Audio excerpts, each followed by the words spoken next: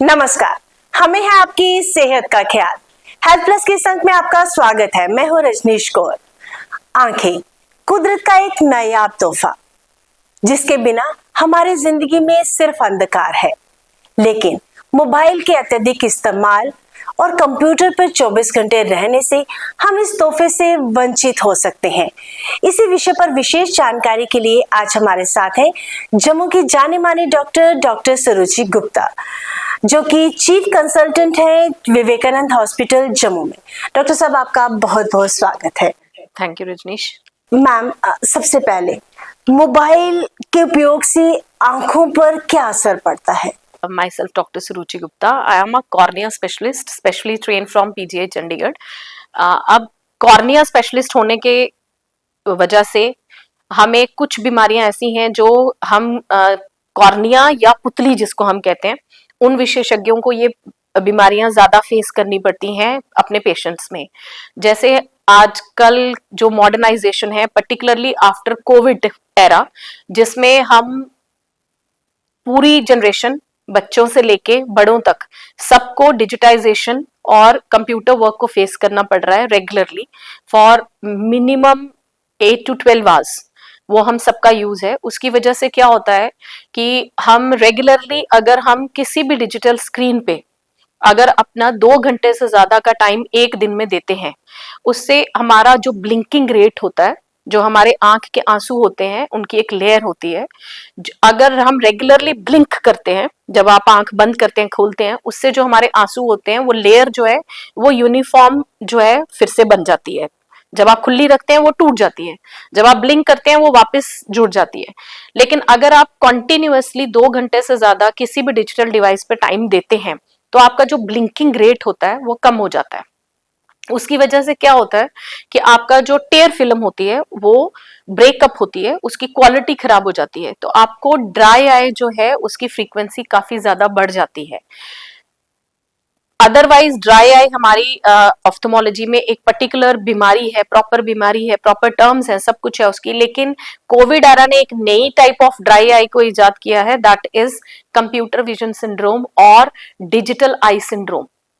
तो ये जो डिजिटल आई सिंड्रोम है उसमें आपको रेगुलरली अगर आप कंप्यूटर यूज करते हैं उसकी वजह से कुछ परेशानियां आपको आती हैं।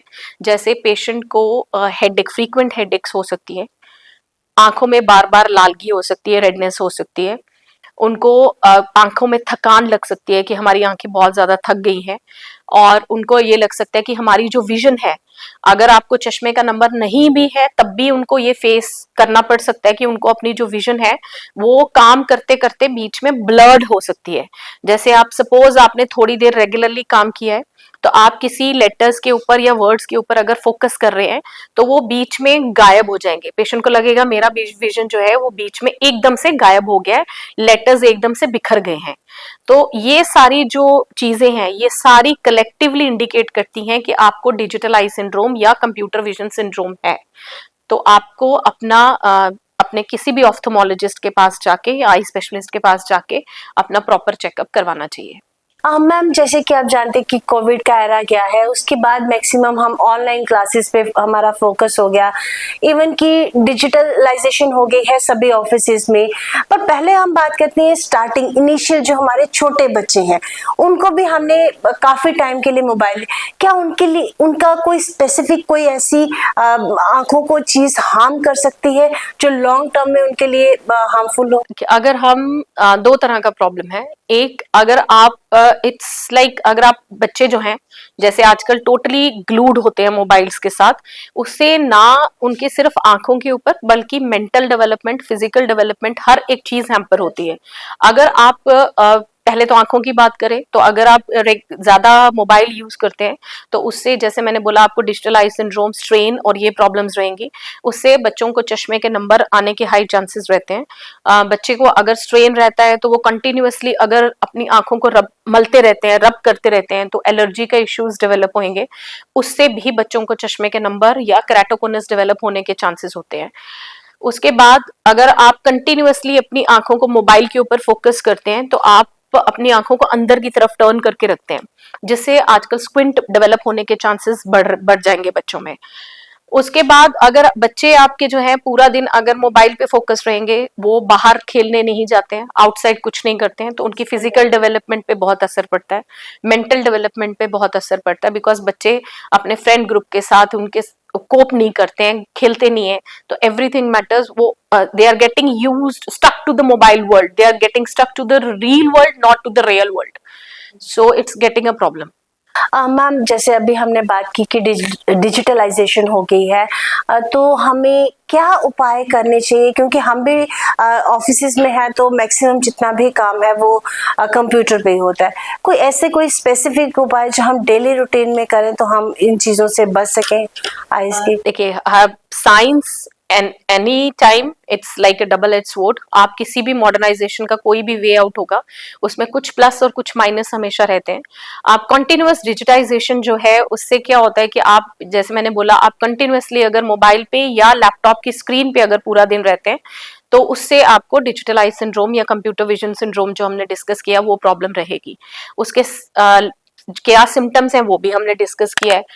अब आप उनसे अगर बचना चाहते हैं कि आपको वो प्रॉब्लम ना हो, तो उसके लिए कुछ बेसिक प्रिकॉशंस हैं जो आपको लेने चाहिए। सबसे इंपॉर्टेंट है कि आप को जो आपका टेयर फिल्म है उसको ब्रेकअप करने का सबसे कॉमन कारण होता है कि पेशेंट अपनी आंख में पानी मारते हैं। ये हम लोगों में सबसे कॉमन वो है कि हमको लगता है कि सुबह उठ के सबसे पहले अपनी आंख में पानी मारना चाहिए, उससे हमारी आंखें साफ हो जाएंगी। आंखें जो है वो अपने आप को खुद साफ करती हैं, हमें साफ करने की जरूरत नहीं है। हमारे जो टेयर्स हैं वो खुद अपने आप आंख को साफ करते हैं। अगर हमारे जो टेयर फिल्म है उसका एक पर्टिकुलर पीएच होता है, अगर हम अपनी आंख में पानी मारते हैं तो उससे वो आप पीएच को डिस्टर्ब करते हो, उससे आपकी जो टेयर फिल्म क्वालिटी है वो खराब होती है, उससे आपको ड्राइनेस का प्रॉब्लम बढ़ेगा, एलर्जी का प्रॉब्लम बढ़ेगा। और हमारा जो आजकल टैप वाटर है या जो भी पानी है वो वैसे भी आजकल केमिकल प्यूरिफाइड होते हैं, तो उनसे ऑब्वियसली आपको ज्यादा प्रॉब्लम्स बढ़ेंगी, कम नहीं होंगी। तो सबसे पहले तो ये अवॉइड करना है, इस मिसकंसेप्शन को दूर करना है। दूसरा, आप सिस्टम पे काम कर रहे हैं तो आपको एक एंटी ग्लेयर ग्लासेस, अगर आपको चश्मे का नंबर है तो उसके साथ एंटी ग्लेयर ग्लासेस, अगर चश्मे का नंबर नहीं है तो आप प्लेन एंटी ग्लेयर ग्लासेस जो है उनको यूज करके सिस्टम पे काम कीजिए, उससे एक्सपोजर थोड़ा कम हो जाएगा। आपका लैपटॉप जिस पे आप काम कर रहे हैं या सिस्टम पे जिस पे काम कर रहे हैं उसका रेजोल्यूशन बढ़ाइए और उसका ब्लू फिल्टर ऑन कीजिए, ब्राइटनेस कम करनी है, ठीक है। और डिस्टेंस और पोस्चर, पोस्चर तो अदरवाइज भी हमारे लिए बहुत जरूरी है, पोस्चर का ध्यान रखना ताकि हम नेक प्रॉब्लम से ना जूझे, वो इंपॉर्टेंट है ध्यान रखना। उसके बाद आपको फ्रीक्वेंट लुब्रिकेशन की जरूरत है, आपको आर्टिफिशियल टेयर ड्रॉप्स जो हैं वो आपको डालने हैं, एटलीस्ट ट्वाइस अ डे आपको जरूर डालना है। There are different types of tear drops available हैं आजकल, तो आप उनको अपनी आंख में डाल सकते हैं। बहुत सारे बिना प्रिजर्वेटिव्स के अवेलेबल हैं जिनका फिर कोई भी साइड इफेक्ट नहीं होगा आपको, तो आप कंटिन्यू रख सकते हैं। और उसके बाद एक बेसिक रूल है, जब भी आप सिस्टम पे काम कर रहे हैं आपको हर 20 मिनट्स के बाद, इट्स कॉल्ड 20-20 रूल, आपको हर 20 मिनट के बाद 20 सेकेंड का एक ब्रेक लेना है और अपनी फ्रीक्वेंसी ऑफ ब्लिंकिंग को बढ़ाना है। स्क्रीन को छोड़कर आपको दूर देखना है और ब्लिंकिंग को बढ़ाना है, एटलीस्ट 20 मीटर्स अवे आपको देखना है। It's called 20-20-20 rule. इसको अगर आप फॉलो करते हैं और अपनी आंख को फ्रीक्वेंट ब्रेक्स देते हैं तो उससे आपको ये स्ट्रेन वाला प्रॉब्लम जो है वो कम हो जाएगा। मैम, ऑफिस से छोड़ के हम आते हैं थोड़ा घर की तरफ। आप देखते हैं कि मदर्स भी जब काम में होती हैं, छोटे बेबीज को at the age of I think 6 to 7 month, mothers क्या करती हैं, बच्चों को मोबाइल दे देते हैं ताकि वो उसमें बिजी रहे, या आप एलसीडी या कुछ भी लगा के ताकि वो अपना काम कर सके। ऐसे मदर्स के लिए कोई स्पेशल एक सजेशन, क्योंकि यही जो है फ्यूचर में बच्चे की आईज को हार्म कर सकता है। ये चीज जैसे हमने पहले डिस्कस की कि बच्चों की मेंटल, फिजिकल और ऑक्यूलर हेल्थ तीनों के लिए ये बहुत जरूरी है कि बच्चे अपने नॉर्मल लाइफस्टाइल को फॉलो करें। आप जितना ज्यादा बच्चों को मोबाइल पे या डिजिटल स्क्रीन्स पे रखते हैं, टीवी स्क्रीन्स पे रखते हैं, उससे उनकी आंखों का प्रॉब्लम तो बढ़ना ही है, लेकिन उसके बाद उनकी फिजिकल डेवलपमेंट, मेंटल डेवलपमेंट, हर एक चीज जो है वो लोअर स्टैंडर्ड्स की तरफ जा रही है, बच्चे कोप अप नहीं कर पाते हैं, दूसरा उनके फीडिंग हैबिट्स खराब होते हैं। बच्चे अगर आप आजकल ये हैबिट है मोस्टली बच्चों में कि बच्चे खाना ही तभी खाते हैं जब मोबाइल उनके हाथ में होता है। So all the things are getting changed, मतलब हमारे मॉडर्नाइजेशन के साइड इफेक्ट्स कह सकते हैं हम इसको। लेकिन पेरेंट्स को ये चीज समझनी पड़ेगी कि इसके बहुत ज्यादा नेगेटिव इफेक्ट्स बच्चों पे हैं। पिछले 3 या 4 साल में हमने खुद ही बच्चों को सबसे ज्यादा मोबाइल का यूज करना हमने खुद ही सिखाया है, और अब जब बच्चे उसके साइड इफेक्ट्स लेके आ रहे हैं फिर पेरेंट्स ही सबसे ज्यादा परेशान होंगे। पर ये चीज पेरेंट्स को ही समझनी पड़ेगी, क्योंकि इस टाइम पे बच्चों को यू कैन नॉट उनको समझा के there is nothing like we can gain, but parents को ये समझना पड़ेगा और कंट्रोल करना पड़ेगा इस चीज को। मैम अब घर से निकलते हैं तो बच्चा स्कूल की तरफ जाता है, तो वहां पे भी स्मार्ट क्लासेस आ गई हैं, वहां पे भी तो इन सब चीजों से, क्योंकि हम मैक्सिमम जो है उसी पे स्क्रीन पे ही हमारा सारा फोकस रहता है, तो कोई एक स्पेशल एडवाइस जो हम अडॉप्ट कर सके ताकि हमारी आंखें बच सके। एक तो आपने बोला कि हाँ लेयर्स है, इसके अलावा out of the scientific technique से नेचुरली हम किस तरीके से उसको प्रिजर्व कर सकते? आपको बेसिक सबसे इंपॉर्टेंट है डाइट। आजकल बच्चों की डाइटरी हैबिट्स जो हैं वो भी बहुत खराब है। आपको अपनी डाइट को भी इम्प्रूव करने की बहुत ज्यादा जरूरत है। Particularly vitamin A rich sources जो हैं वो अपनी डाइट में इंक्लूड कीजिए। मोस्टली बच्चे हमारे पास आते हैं जहाँ पे हम बच्चों को ये एडवाइस करते हैं कि आपको ग्रीन लीफी वेजिटेबल्स लेनी है, विटामिन ए रिच सोर्स लीजिए, वो खाइए। बट सबसे पहला पेरेंट्स का आगे से जवाब ये होता है कि ये हरी सब्जियां तो खाते ही नहीं है, they are happy eating Maggi और कुरकुरे ये सब। तो ये ईटिंग हैबिट्स तो चेंज करने पड़ेंगे आपको। अब जब तक आप बच्चों को अंदर से स्ट्रांग नहीं करेंगे तब तक नहीं होगा। You have to give good diet जिसमें विटामिन ए रिच सोर्सेज काफी हों। ठीक है, अगर आप नॉन वेजिटेरियन हैं तो आप फिश ले सकते हैं। अगर आप नॉन वेजिटेरियन नहीं है, वेजिटेरियन भी है, तो इंक्लूड ग्रीन लीफी वेजिटेबल्स आप बच्चों को अच्छे से खिलाइए। कैरेट खिलाइए, उसमें कैरोटीन सबसे ज्यादा होता है, और आलमंड्स दीजिए उसमें बच्चों की, इससे बच्चों की नजर जो है वो इम्प्रूव करेगी। अगर आप बेसिक इम्प्रूव करेंगे तो तभी आगे वो लॉन्ग टर्म में इम्प्रूव रहेगा। तो इंटरनली इम्प्रूव करने की जरूरत है, और बच्चों को अपने साथ इन्वॉल्व कीजिए, उनको प्ले ग्राउंड में इन्वॉल्व कीजिए, उनकी जनरल डेवलपमेंट की तरफ ध्यान दीजिए ताकि बच्चे मोबाइल से दूर हों। मैम ऐसा कोई सिम्टम जिसे हम कहें कि now it's a red flag कि अब हमारा स्टार्ट है कि हम आंखों को प्रॉपर? वैसे तो एनी टाइम अगर आप, जो हमने सिम्टम्स पहले डिस्कस किए हैं कि आपको आंख में थकान लग रही है, रेडनेस है, फ्रीक्वेंट हेडेक्स हैं, आपको ब्लरिंग ऑफ विजन है, तो आपको अपने किसी भी आई स्पेशलिस्ट के पास जाकर एक बार अपना चेकअप जरूर करवाना है। आपको ये देखना है कि आपको चश्मे का नंबर है या आपको सिर्फ आप ड्राई आई की वजह से जूझ रहे हैं। अगर आपको चश्मे का नंबर है तो आपको चश्मे का नंबर लगाना चाहिए। सबसे ज्यादा बच्चों में ये बहुत जरूरी है कि अगर हम चश्मे का नंबर बच्चों को पर्टिकुलरली उस एज में नहीं लगाते हैं जब उनका डेवलपिंग पीरियड है, तो बच्चों की जो आई साइट होती है वो एक जगह स्टेबल हो जाएगी, वो रुक जाती है। तो उससे बच्चों में एम्ब्लायोपिया या लेजी आई होने के चांसेस बढ़ जाते हैं, जिससे बाद में बड़े होकर भी उनके विजन इंप्रूवमेंट के चांसेस कम हो जाते हैं। तो आपको छोटे बच्चों की जो विजन है, जैसे आजकल हर स्कूल्स में या गवर्नमेंट ने फिक्स किया है कि आपको at the age of 6 years आपको जब भी बच्चे को एडमिशन कराना है, आपको बच्चे का एक विजन चेक जो है वो करा के लाना चाहिए कि बच्चे का जो नजर है वो बिल्कुल ठीक ठाक है, उसको चश्मे की जरूरत तो नहीं है। तो चश्मा, अगर बच्चे को चश्मे का नंबर है तो आपको लगाना चाहिए, उसमें परहेज नहीं करना चाहिए कि आप ये सोचें कि ये कॉस्मेटिकली अच्छा नहीं लग रहा, हमें नहीं लगाना है, तो वैसा नहीं करना है। एंड और चेकअप करवा के टू रूल आउट कि आपको सिर्फ ड्राई आई नहीं है, कोई और प्रॉब्लम तो नहीं है, क्योंकि कई बार और सारे प्रॉब्लम्स के भी सिम्टम सेम हो सकते हैं। तो आपको उनको चेकअप जरूर करवाना है टू रूल आउट कि आपको कोई और सीरियस प्रॉब्लम नहीं है। Ma'am sorry to interrupt you, एक चीज जो मैंने देखी है कि जब हम रहते हैं तो आंखें स्वेल्ड हो जाती हैं, जो मैक्सिमम हमने देखे, क्या वो भी इसी का एक रीजन है? स्वेलिंग के बहुत सारे कारण होते हैं। आपको किस टाइम पे स्वेलिंग ज्यादा होती है, सुबह के टाइम पे ज्यादा होती है, शाम को ज्यादा होती है, पूरा दिन रहती है, उनके अलग अलग तरह के कारण होते हैं। आपको इन्फेक्शन है उसमें भी आंख में स्वेलिंग हो सकती है। आपको सिस्टमिक प्रॉब्लम्स हैं जैसे डायबिटीज है, ब्लड प्रेशर है, उसमें भी आंख में स्वेलिंग हो सकती है। आपको एलर्जी का प्रॉब्लम है उसमें भी आंख में स्वेलिंग हो सकती है।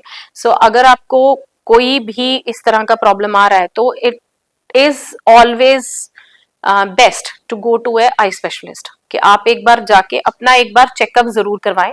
पर्टिकुलरली 35 से 40 साल के बाद आपको हर 6 महीने के बाद अपना एक रेगुलर चेकअप जरूर करवाना चाहिए, क्योंकि हमारे देश में काले मोतिये के हाई इंसिडेंसेस हैं। तो और काला मोतिया जो है वो बहुत सर्टल डिजीज होती है, it's called a killer disease, because आपको अपनी जो नजर कम होने के जो है वो शुरू में पता नहीं चलेगा, आपको एंड स्टेज पे जाके पता चलता है, जब तक आपका जो नजर है वो काफी हद तक कम हो चुकी होती है। और काले मोतिये की सबसे बड़ी प्रॉब्लम यह है कि उसमें जो नजर जाती है वो उसकी रिकवरी के चांसेस नहीं है। सफेद मोतिया एक बहुत अच्छी चीज होता है कि उम्र के साथ आपको बनता है, आपको पता चलता है मेरी नजर कम हुई, आप सर्जरी करवाएंगे, इंप्रूव करती है। बट काले मोतिये में ऐसा नहीं होगा, उसमें नजर जो है वो परमानेंटली लॉस होती है। इसलिए आपको 35 से 40 साल के बाद अपना एक रेगुलर चेकअप 6 महीने के बाद जरूर करवाना चाहिए।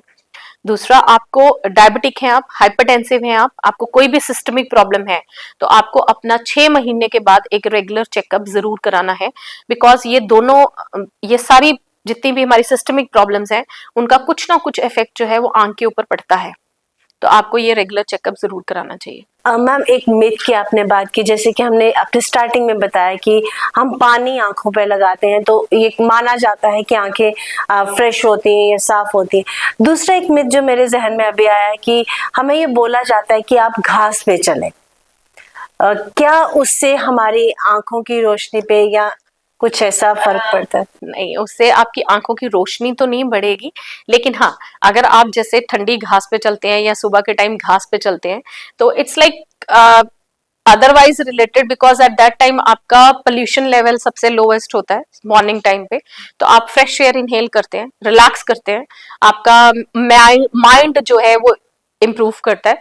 But it's not going to improve your eyesight, वो इंप्रूव नहीं करेगी। आप अदरवाइज रिलैक्स करेंगे, मसल्स रिलैक्स करेंगे, आपका स्ट्रेन कम हो सकता है।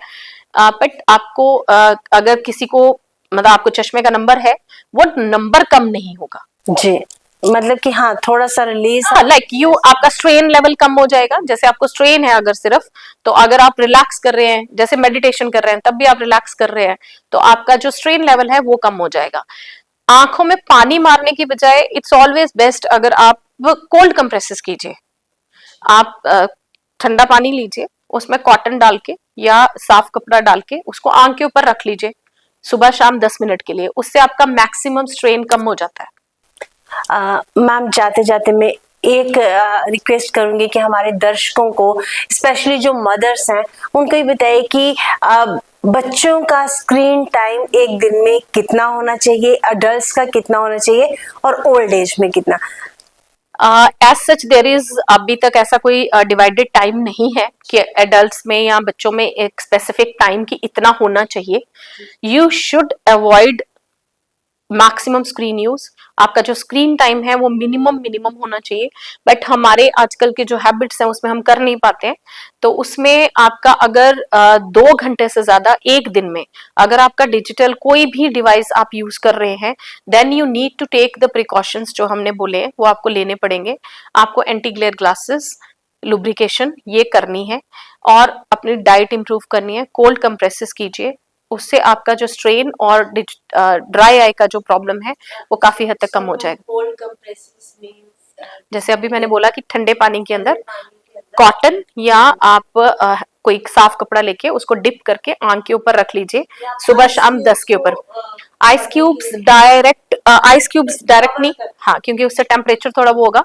जैसे आप आजकल you have available wipes, like not wipes exactly, they are cold compresses, relaxation wipes are there, so you can use those wipes। ठीक है, आप वो उनको उसके बाद यूज करने के बाद आप उनको फ्रिज में रख सकते हैं और उनको आप रेगुलरली यूज कर सकते हैं। आप उनको सुबह शाम सिर्फ आंख के ऊपर बांध के 10 मिनट के लिए लेट जाइए, उससे आपकी जो स्ट्रेन है, वो स्ट्रेन पार्ट, जो आपकी जो मसल्स हैं वो काफी हद तक रिलैक्स करेंगी, स्ट्रेन पार्ट आपका काफी हद तक कम हो जाएगा। मैम, आप हमारे स्टूडियो में आए, आपने हमें बहुत अच्छी जानकारी दी।